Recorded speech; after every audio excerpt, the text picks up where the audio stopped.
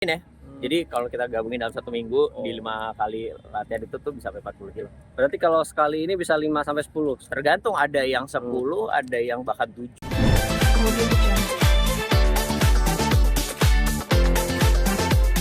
Terus saya ambilnya 10K. Kenapa? Karena emang mau benerin waktu untuk di 10K dulu gitu. Ya. Intensitas untuk latihan jogging ini seminggu berapa kali mungkin? Kalau untuk larinya sendiri itu seminggu bisa 6 kali. Minimal itu 5 kali. Tapi kalau untuk sama strength trainingnya itu ya 6 kali. Jadi ada 1 hari di combine easy running, after easy runningnya itu tuh ada strength trainingnya juga. Ya. Mungkin kalau untuk kan tadi 5 kali ya, untuk seminggu ya. Itu berapa jaraknya mungkin dalam sekali?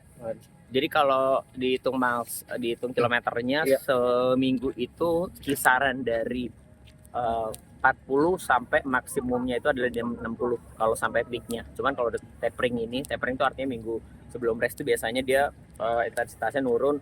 Itu tuh palingan cuman sekitar 40-an lah. 40 kilo tuh? 40 kalau digabungin ya.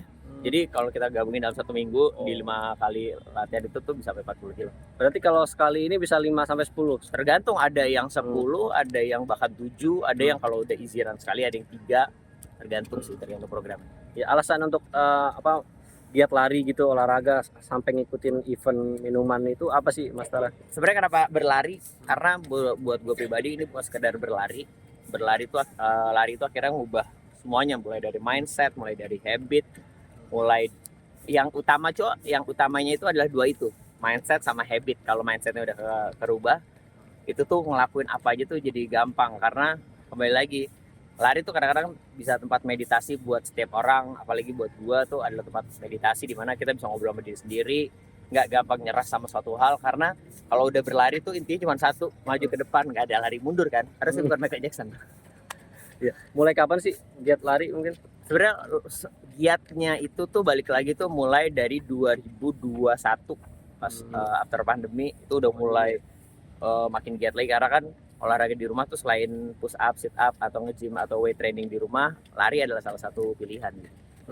Ya, alasan efek yang lu rasakan nih setelah mungkin giat lari nih, yang lu rasain di tubuh mungkin seperti apa mungkin perbedaannya? Kalau sekarang tuh kalau dibilang manfaatnya banyak banget ya. Satu, gua tuh lebih peka dengan sekitar, gua jauh endurance-nya jauh lebih kuat dibandingin dulu mungkin dikit-dikit gampang capek ya.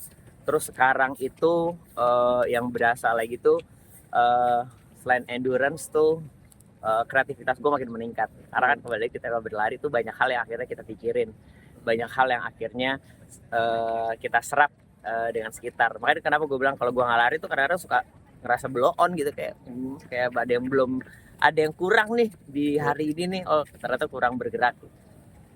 Berarti tapi nanti setelah event minuman itu selesai juga tetap giat lari ya? Iya, alhamdulillah, karena kan lagi nge-build komunitas juga. Karena lari itu tuh serunya bukan cuma hanya sendirian, apalagi lari bareng-bareng, lari sama-sama. Itu tuh enak banget, mulai dari dapat sehatnya, dapat pertemanannya, bisa nge-build relation lagi, nge-build link lagi. Siapa tahu dari link tersebut kita bisa bikin apa nih, sesuatu yang menguntungkan bagi bersama. Itu sih seru. Biasanya pagi, sore, atau waktunya kalau lari? Gue kebiasaan pagi sih. Kalau sore ke malam tuh jarang sekali. Hampir 95% kayaknya pagi. Kalaupun misalnya telat, biasanya larinya di treadmill. Itu juga di siang hari. Jadi kalau sore ke malam tuh enggak, ya jarang banget. Karena kerja mungkin sore? Enggak. Kalaupun libur juga nggak enak lari sore ke malam tuh buat gue pribadi tuh nggak enak gitu. Malam tuh waktunya lu untuk istirahat, untuk rest. Iya. Sendiri aja mungkin, keluarga nggak ada yang ikut? Kalau istriku olahraganya sangatlah sultan sekali, mulai dari berkuda dan juga tenis. Saya nggak bisa berkuda. Tenis suka tapi nggak begitu jago. Yang paling benar-benar rutin itu adalah lari. Iya. Tapi pernah coba ngajak istri lari? Udah pernah. Dia akan ikut lari tuh halnya tuh 2. Kalau pertama, kalau memang disuruh sama sepupu-sepupu sama suaminya, disuruh banget. Yang keduanya itu adalah kalau ada cuannya, dia akan lari. Mas, tanggapannya tentang ada anak kecil yang nyangkut di Flying Fox di Nusa Penida Bali seperti apa mungkin, Mas? Tanggapan saya tuh sebenarnya gini, ini mungkin bisa menjadi acuan juga bisa menjadi pelajaran untuk saya sebagai orang tua, untuk teman-teman juga, kalau ada beberapa memang wahana itu tuh buat kita tuh tidak diperuntukkan untuk anak-anak ya gitu. Jadi sangat penting banget nih peran orang tua, bukannya maksudnya untuk menjaga keselamatan anaknya, karena balik lagi gue pribadi gue tidak bisa menyalahkan pihak wahananya juga, walaupun memang sebenarnya harus ada peraturannya, apalagi kalau kita lihat itu ketinggiannya kan lumayan, walaupun aman menurut gue sangatlah tidak maksudnya ya tidak dianjurkan banget ya untuk anak-anak di bawah umur gitu.